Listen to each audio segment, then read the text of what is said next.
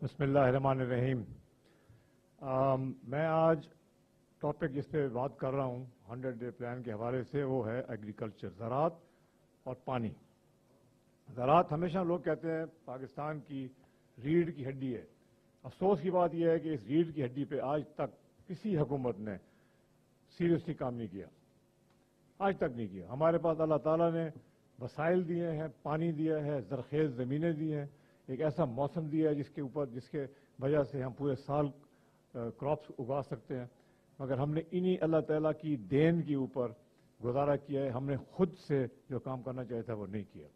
اس کی رزلٹ یہ ہے، نتیجہ یہ ہے کہ ایگریکلچر ریسرچ تحقیق میں ہم دنیا سے کم از کم 40 سال پیچھے ہیں۔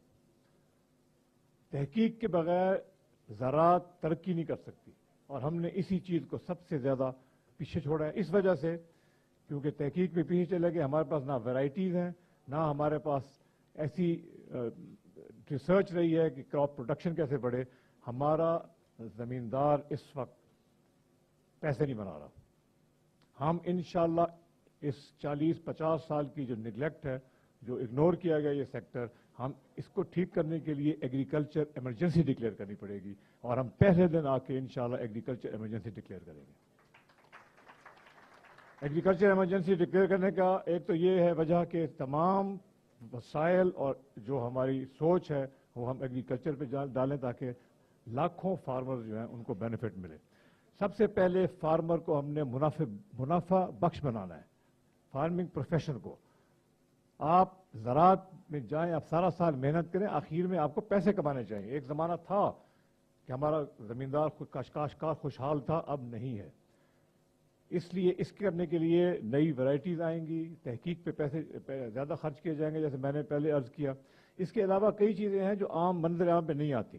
ہماری زمینیں ڈی گریڈ ہو گئی ہیں، یعنی کہ جو آج سے 30 سال پہلے جس زمین سے 50 من پیداوار وہی کاشتکار لیتا تھا گندم کی، اب وہ 30 من پہ آ گیا، 35 من پہ آ گیا، کیونکہ اس کو نہیں کسی نے بتایا، سکھایا۔ دنیا کی نئی جو طریقہ کار ہے کہ ایک زمین کو زیادہ بہتر کیسے کر سکتے ہیں تاکہ اسی زمین سے پیداوار آپ کی زیادہ ہے، یہ آج تک نہیں کی گئی۔ اس کو ری جنریٹو ایگریکلچر کہتے ہیں، اور یہ انشاءاللہ تعالی ہم اس کے اوپر ریسرچ کر کے لوگوں کو سمجھائیں گے، لے کے آئیں گے۔ اور یہ 40 سال کا جو ایک گیپ ہے، اس کو ہمیں بہت جلدی پورا کرنا پڑے گا، اور یہ انشاءاللہ تعالی ہم مہینوں میں اور ایک سال کے اندر اندر انشاءاللہ لانچ جب کریں گے تو ہم یہ جو مین کراپس میں ریسرچ گیپ ہے اس کو ہم پورا کر دیں گے۔ دوسرا جو لوگ زیادہ تر نہیں سمجھتے کہ پاکستان میں جو ویڈز ہیں یہ سب سے بڑا ایک اہم ایشو ہے، یعنی کہ جڑی بوٹیاں۔ عام طور پہ 20% پیداوار، 20 سے 25% پیداوار ہماری ماری جا رہی ہے جڑی بوٹیوں کی وجہ سے۔ جو اچھے کاشتکار ہیں، جو کنٹرول کر لیتے ہیں، ان کی پیداوار اوپر چلی جاتی ہے۔ جو باقی بیچارے نہیں کر سکتے، جن کو سمجھ نہیں ہے، وہ پیداوار میں مار کھاتے ہیں، اور وہی زمیندار کاشتکار ہیں جن کا ہم نے خیال کرنا ہے۔ اس طرح سے سبسڈی ضرور ہے، سبسڈی ضرورت ہے اس وقت، مگر سبسڈی ٹارگیٹڈ ہونی چاہیے۔ یہ نہ ہو کہ آپ ایک کھاد کی بوری کی قیمت 200 روپے کم کر دیں، جس میں میرے جیسے کاشتکار کو بھی فائدہ ہو، اور جو 10 ایکڑ والا ہے اس کو کم فائدہ ہو۔ مجھے تو بہت فائدہ ہوگا اگر آپ 200 روپے کم کر دیں گے۔ تو یہ ٹارگیٹڈ سبسڈی ہونی چاہیے تاکہ چھوٹا کاشتکار جو ہے اس کو فائدہ ہو، اور یہ ٹارگیٹڈ سبسڈی کا پروگرام ہم انشاءاللہ تعالی ضرور لے کے آئیں گے۔ اس کے بعد ایک اور جو چھوٹا کاشتکار مار کھاتا ہے وہ ہے ایکسیس ٹو فائنانس میں، یعنی کہ جب اس کو قرضہ چاہیے ہوتا ہے کوئی کھاد خریدنے کے لیے، ادویات خریدنے کے لیے، تو وہ اس کے پاس پیسے نہیں ہوتے۔ جب تک اس کو قرضہ ملتا ہے، کھاد ڈالنے کے بعد گزر جاتا ہے، پھر وہ قرضہ لیتا ہے، کھاد ڈالتا بھی ہے، اس کا فائدہ نہیں ہوتا، اس کو دگنا نقصان ہوتا ہے۔ تو جب تک آپ فائنانس، لونز آپ فارمر تک نہیں پہنچائیں گے، یہ ریولوشن نہیں آ سکتی انشاءاللہ تعالیٰ۔ انوویٹو ٹیکنیکس ہیں، آج کل سیلف موبائل فون آ گئے ہیں، آج کل دنیا میں ایسی چیزیں آ گئی ہیں کہ اگر آپ پالیسی بنائیں اور آپ کو فکر ہو کاشتکار کا، تو آپ اس تک فائنانس پہنچا سکتے ہیں۔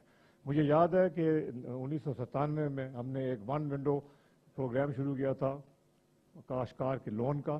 24 گھنٹے میں ایگریکلچر ڈیولپمنٹ بینک جب زمیندار وہاں پہ آتا تھا، پٹواری بھی بیٹھا ہوتا تھا، قانون گو بھی بیٹھا ہوتا تھا، تحصیلدار بھی بیٹھا ہوتا تھا، بینک بھی بیٹھا ہوتا تھا، ایک جگہ سے شروع کرتا تھا اور 3 گھنٹے کے اندر اندر اس کو لون نقد پیسے مل جاتے تھے۔ یہ انشاءاللہ پورے پاکستان میں ہم رائج کریں گے۔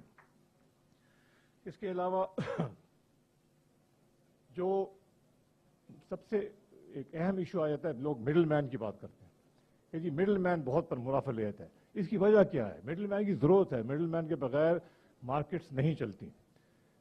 مگر مڈل مین کیوں آج کل ہم سے زیادہ منافع لے جاتا ہے؟ کیونکہ کمال کی بات یہ ہے کہ ہماری منڈیاں جب سے پاکستان بنا ہے شاید 10% ان میں اضافہ ہوا ہے. جب سے ہماری جو پیداوار ہے ایگریکلچر کی وہ میرے خیال 1000 گنا سے بھی بڑھ گئی ہے. منڈی ابھی وہی کم ہے. ہم منڈیوں میں کم از کم 3-4 گنا اضافہ کریں گے تاکہ یہ منڈی میں کسی کی منوپلی نہ ہو. آج آپ چلے جائیں لاہور کی منڈی میں، فروٹ کی یا ویجیٹیبل کی منڈی میں چلے جائیں، کروڑوں روپے کی ایک دکان بکتی ہے، اس لیے کہ منوپلی ہے. انشاءاللہ تعالیٰ اس منوپلی کو ختم کریں گے، اور منوپلی ہم ڈنڈے سے ختم نہیں کریں گے، ہم مارکیٹ فورسز سے ختم کریں گے. جب منڈیاں دگنی تگنی ہو جائیں گی تو پھر کمپٹیشن شروع ہو جائے گا اور کاشتکار کو اس سے فائدہ ہوگا. اس کے علاوہ ویئر ہاؤسنگ، دنیا سب میں یہ ہوتا ہے کہ آپ جاتے ہیں، آپ اپنا اگر آپ اس وقت نہیں بیچنا چاہتے تو آپ ایک ویئر ہاؤس میں یعنی گودام میں آپ اپنی جمع کرا دیتے ہیں گندم کو، وہاں سے آپ کو رسید مل جاتی ہے. اس رسید کو آپ بینک کے پاس لے جا کے فائنینس لے سکتے ہیں. یہ دنیا میں آج سے 50 سال پہلے سے ہو رہا ہے، مگر پاکستان میں کسی کو ابھی تک یہ خیال نہیں آیا کہ اس طرح کی انوویٹو چیزیں کرنے سے ہمارے کاشتکار کو فائدہ ہوگا. ہم پورا جال بچھا دیں گے انشاءاللہ تعالیٰ سارے پاکستان میں ویئر ہاؤسز کا، جہاں پہ جا کے لوگ اس کو استعمال کر سکیں گے. اس کے بعد یہ آپ کو میں بتا دوں کہ 21% GDP ایگریکلچر تو ہے، اس میں سے آدھا لائف سٹاک ہے، آدھا لائف سٹاک ہے. ہم بھول جاتے ہیں اس بات کو. چوتھا پوائنٹ جو ہمارا ہے کہ ہم لائف سٹاک سیکٹر کو ریفارم کریں گے، اور اس میں 2 ایلیمنٹس ہیں، ایک دودھ ہے، ایک گوشت ہے.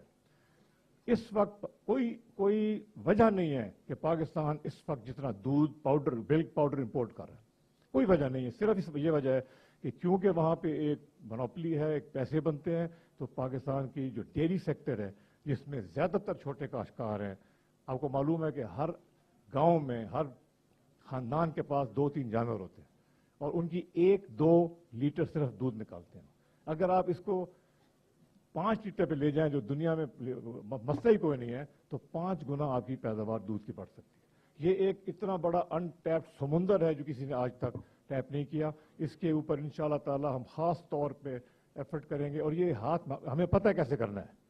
یہ کوئی ایسی چیز نہیں ہے جو نہیں ہو سکی. صرف مسئلہ یہ ہے کہ ول نہیں ہے، نیت نہیں ہے، کوشش نہیں ہے.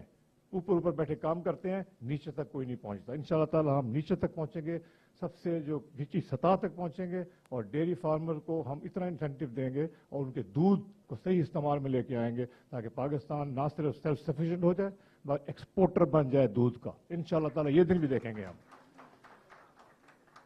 اسی طریقے سے گوشت، آپ دیکھیں کہ گوشت کتنا مہنگا ہو گیا. کیوں مہنگا ہوا ہے؟ سپلائی اور ڈیمانڈ. سپلائی کم ہے، ڈیمانڈ بڑھتی جا رہی ہے. سپلائی کیوں کم ہے؟ آپ عجیب بات یہ ہے کہ آپ جائیں جب گاڑی پہ آپ ٹریول کریں تو آپ دیکھتے ہیں کہ ریوڑ کے ریوڑ جا رہے ہوتے ہیں، بکریوں کے، کبھی بڑے جانوروں کے. ریٹ گوشت کا پتہ نہیں کتنا 30 روپے سے شاید 600 روپے تک چلا گیا، کتنے کیوں نہ بڑھ گیا. مگر وہ جو بیچارہ جو ریوڑ لے کے جا رہا ہے غریب آدمی، اس کی وہی حالت ہے جو پہلے تھی. اس کی حالت میں کوئی فرق نہیں پڑا. یا تو یہ ہوتا نا کہ بہت مہنگا ہو جاتا تو اس کے بیچارے کی حالت بہتر ہو جاتی. تو یہ پیسہ کون کما رہا ہے؟ یہ پیسہ سسٹم کی کمزوریوں کی وجہ سے مڈل مین کما رہا ہے. اور یہ جب آپ اس کا سسٹم ٹھیک کریں گے، آپ منڈیاں ٹھیک کریں گے لائف سٹاک کی، آپ گوشت کے لیے ڈیمانڈ کریٹ کریں گے، ایکسپورٹ کرنے کے لیے کریٹ کریں گے، نئے جانور دیں گے، نئے بریڈز منگوائیں گے جو زیادہ اسی خوراک سے زیادہ گوشت بناتی ہیں. یہ سارے کام کرنے والے ہیں. مگر کیونکہ ہم بیٹھتے ہیں بڑے بڑے شہروں میں اور ایئر کنڈیشن کمروں میں بیٹھ کے فیصلے کرتے ہیں، تو زمیندار کا، کاشتکار کا، اور خاص طور پہ دیہی علاقے والوں کا کوئی خیال کرنے والا نہیں ہوتا. انشاءاللہ تعالیٰ اس کو ہم پوری طرح ریفارم کریں گے اور یہی ایک ریڑھ کی ہڈی بنے گی انشاءاللہ. آخر میں پانی.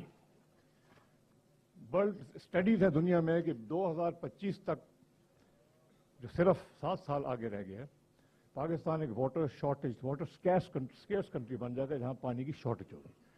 یہ ظلم ہے کہ اتنا بڑا ملک، اتنے وسائل، اور ہم نے اس کے ساتھ کیا کیا. تو پانی کو سب سے پہلے تو ہم نے بچانا ہے, ہم نے کنزرو کرنا ہے. جو ہمارے پاس پانی ہے اس کا بہترین استعمال کرنا ہے. میں یہ کام زراعت کا 40 سال سے کر رہا ہوں, اور میں جتنے پانی اسی کام کے لیے آج سے 40 سال پہلے استعمال کرتا تھا, اب میں اس سے آدھے سے بھی کم استعمال کرتا ہوں, اور میرے پاس پروڈکشن زیادہ ہوتی ہے. گنے کی کاشت, اس میں نے کافی کام کیا ہے. جتنا پانی استعمال کیا جاتا تھا آج سے 15-20 سال پہلے میرے علاقے میں, اور میں صرف اپنی بات نہیں کر رہا, میں اپنے کاشتکاروں کی بات بھی کر رہا ہوں, اب وہاں پہ 40% پانی ہم نے کم کر دیا ہے, اور گنے کی فصل کی پیداوار بڑھ گئی ہے, کم نہیں ہوئی. ہمیں ایک بنیادی بات ہے کہ یہ جو ہمارا خطہ ہے پاکستان کا, تیمور آپ کی اجازت سے میں 2 منٹ ایکسٹرا لوں گا اس بارے میں. جو خطہ ہے پاکستان کا, یہ یاد رکھیں ایک ڈیزرٹ تھا. یہ یہاں پہ انگریزوں نے نہریں نکالی اور اس کو آباد کیا. اس زمانے میں جتنا زیادہ پانی آپ دیتے تھے, کیونکہ پہلے نمکیات اوپر آئے ہوئے تھے, اتنا زیادہ آپ کی پیداوار بڑھتی تھی. یہ آتے ہیں ابھی تک ہمیں اس عادت سے دور نہیں ہوئے. ابھی بھی زمیندار سمجھتا ہے کہ جتنا پانی ڈالے گا نا اتنی ہماری پیداوار بڑھ جائے گی, حالانکہ ایسا اب نہیں ہے. اب واٹر ٹیبل رائز کر گیا ہے, تو اب ہم نے کم پانی لیں گے تو فصل بہتر بھی ہوگی اور آپ کی پانی کی بچت بھی ہوگی. یہ صرف زمینداروں کو سمجھانا اور سکھانا پڑتا ہے. پھر ہمارے ٹیوب ویل جو ہے, انیفیشینٹ ٹیوب ویل ہیں, بجلی بھی زیادہ کھاتے ہیں اور پانی بھی کم پروڈیوس کرتے ہیں. اگر آپ ان کی جگہ مختلف اسکیمیں سے سبسڈائز لون دے کے آپ ٹربائنز لگوائیں اور اچھے کوالٹی کے ٹیوب ویل لگوائیں, ایک پنکھا ہوتا ہے, پمپ کہتے ہیں ہم لوگ اس کو, پنکھا کہتے ہیں, وہ اگر اچھی کوالٹی کا ہوگا تو آپ کی بجلی کا بل بھی کم ہو جائے گا. تو میں نے کہنے کا مطلب یہ ہے کہ یہ چھوٹی چھوٹی چیزیں ہیں جو عام طور پہ زیادہ بڑی آپ نہیں سنیں گے کہیں محفلوں میں, مگر ان کی ضرورت سے پاکستان کی زراعت میں بہت بڑی نمایاں تبدیلی آ سکتی ہے. ہم وہ پانی کو کنزرو کریں گے, واٹر پالیسی کو اپ گریڈ کریں گے جو بھی بنی ہوئی ہے اس وقت, اور تمام صوبوں کو ساتھ ملا کے ایک ایسی پانی کی پالیسی بنائیں گے جس کے اوپر کنسنسس ہوگا, اور ہم اپنے سب سے قیمتی جو ہمارا یہ ایک ریسورس ہے اس کو میکسیمم استعمال کریں گے. آخر میں ڈیم, پانی کی کنزرویشن, پانی کو بچانے کے لیے ڈیم ہونا چاہیے. ہمارا پانی ضائع ہوتا ہے سمندر میں جب بھی اللہ تعالیٰ ہمیں زیادہ بارشیں دیتا ہے. اس کے لیے بھاشا ڈیم کا فیصلہ ہو چکا ہے. 2005 میں یا 6 میں یہ فیصلہ ہو گیا تھا کہ بھاشا ڈیم بنے گا. تمام صوبے اس پہ آمادہ تھے. 12 سال گزر گئے اور ابھی تک زمین خریدی جا رہی ہے. یہ ڈیم 12 سال میں بن سکتا تھا. کیوں؟ اس لیے نہیں بنتا کیونکہ ہم نے تختی لگانی ہوتی ہے. ہم سیاستدان ہیں, ہم حکومت میں آتے ہیں, ہم کہتے ہیں وہ منصوبہ بناؤ جو 5 سال کے اندر اندر میں ختم کر کے تختی لگا کے جاؤں. پاکستان تحریک انصاف کی حکومت ملک کا سوچے گی, اپنا نہیں سوچے گی. ہم بادشاہ ڈیم سب سے پہلی ترجیح پہ لانچ کریں گے اور 2028 میں آپ کو انشاءاللہ بادشاہ ڈیم بنا کے دیں گے, اور جس سے پاکستان کی زرعی معیشت میں اور پاکستان کی انڈسٹری میں زمین آسمان کا فرق پڑے گا. میرا خیال ہے 6.5 ملین ایکڑ فیٹ پانی اور 4,500 میگا واٹ بجلی بنے گی, اور آپ دیکھیں گے کہ آپ کی معیشت میں وہی ایک انقلاب آئے گا جو تریبلا کے بننے سے آیا تھا. 2028 میں انشاءاللہ تعالیٰ ہم آپ کو ڈیلیور کر کے دیں گے, پہلے دن سے کام شروع کریں گے. بہت مہربانی.